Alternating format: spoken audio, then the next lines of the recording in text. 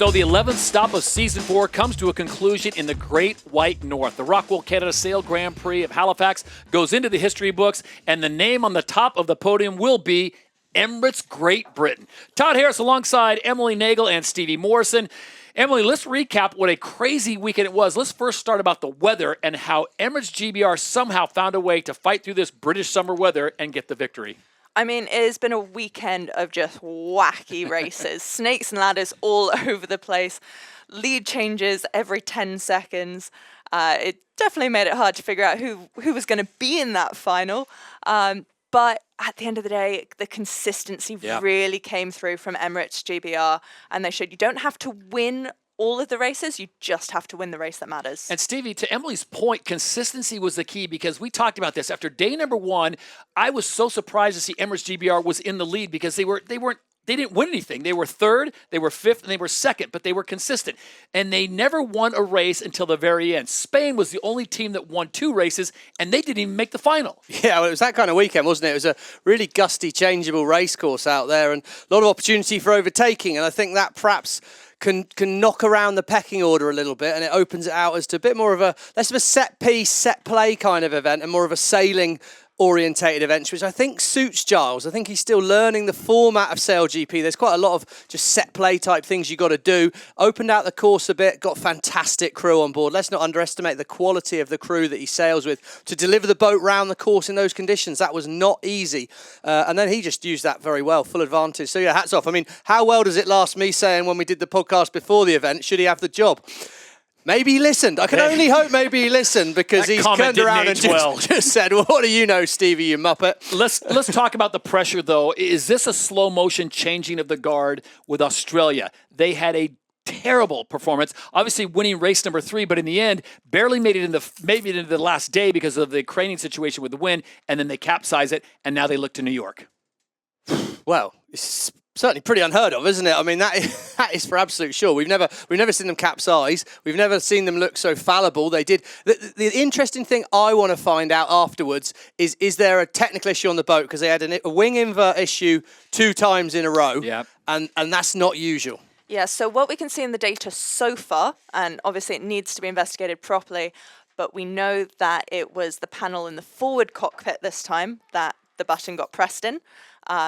Whether or not that was an individual actually pressing it, or if it's malfunctioning, the tech team will have to look into. But we know it wasn't the wing trimmer in this instance like it was with the USA team. So that's one person out the way. It's not Kyle's fault, so he'll be, happy about that. A little bit relieved. Maybe one of the biggest shocks, and I'd say still the hottest team in SailGP right now, is Spain. They overtake Australia. Now they move into 2nd place overall. Australia drops down to 3rd place. I can't remember the last time Australia was in 3rd place overall. Well, never, Todd. Ever. I mean, they're the 3-time reigning defending champions. You're not going mad, mate. It's because it's never happened before. But what kind of pressure is this? And Emily, I'll start with you. What kind of pressure does this put on what team the most as we go to New York City, knowing that San Francisco is just on the horizon?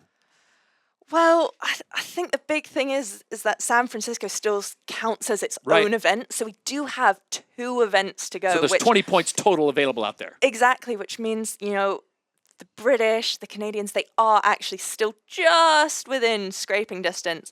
But, the Australians, it really does put the pressure on them to perform and just feel comfortable and confident going into that San Fran event. It's something we've spoken about a lot, of going into that final event with that confidence to just cruise into the final and not really muck up in San Francisco.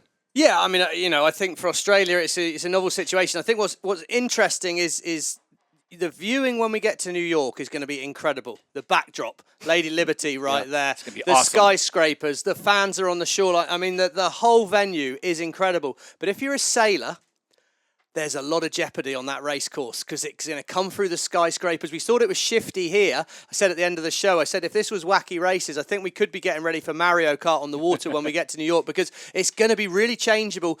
It's not a pecking order kind of venue. So just because you're a big gun like Australia, you're going to just not be able to rock up and boss it. You're going to have to deal with what you get roll with the punches, take what you can get. It's not going to be easy for Slingsby. And what was really hard about New York in season 1 was the fact that because you've got the skyscrapers, all of the puffs are coming down as these little helicopter gusts that you cannot predict. So they're weaving their way through the buildings, they're coming straight down onto the boats, which means you could suddenly have an extra, 10 knots of wind. And previously we saw that knocked GBR over. They had one of their first capsizes in New York. So we talked about the top 3 teams after this event. So it is New Zealand still on top, Spain now in second, Australia in third. The tie in fourth has been broken. France got the nod just ahead of Denmark. So France now is in fourth place. Denmark back to fifth. So that'll be interesting to see how that all plays out, knowing that 10 points are available in New York City. Yeah, and that was, I got it. Do you know what I mean? I like the fact that the penalties, when you get a penalty in SailGP, aren't too hard because they keep the racing close together. I felt the French should have been penalised way more than what happened to them with that incident with the Danish. That was a pretty bad foul. Nikolai had to avoid writing off 2 boats, and because there was a lead change in it, the software then cancels the penalty. And for me, it's not right that France beat Denmark. It's happened, and they're the rules, and that's how it is. But it's definitely a question where a blatant professional foul, I believe, should be a bit punished a bit harder. We had one yesterday in the racing, Germany and France. France just sailing across in front of Germany when they had no right to, and it completely messed up the Germans' race. And I think we've got to look at that as a thing. But yes, France are now ahead of ROCKWOOL Denmark, but Spain did well again. You know, and there's actually still quite a gap. Yes, there's 2 events left. Yes, Emily will be able to get a spreadsheet out and throw us a lot of maths that show there's all these permutations. But ultimately, New Zealand and Spain are probably 2 of the best teams sailing. Australia are struggling. I think the pressure now is squarely on the Australian shoulders for that battle for third. Bigger shock to you, seeing Australia in the last race being capsized or watching EmiratesGBR do what they did? Ooh, tricky one.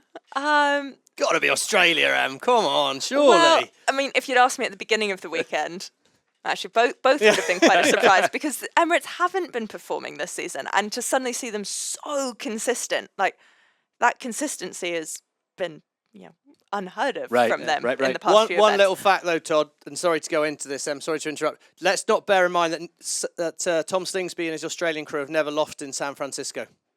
Ooh. So with that last event, they might be. You might like to look at it and say, "There's 10 points there, Tom. You got them. What do you come out?" And when we work out the numbers, maybe Slingsby, whatever happens in New York, we're so good in San Francisco that could come into it, but still all to play for. And, that was in the past. Well, as they say, if you can make it New York, you can make it anywhere. Coming up next, it'll be June 22nd and 23rd. It'll be the Mubudlet New York Sail Grand Prix, the next event, the 12th stop of Season 4, and then it will be on to San Francisco. But first, the Big Apple awaits. We hope to see you there. For Stevie Morrison and Emily Nagel, I'm Todd Harris. We will see you June 22nd and 23rd in New York City.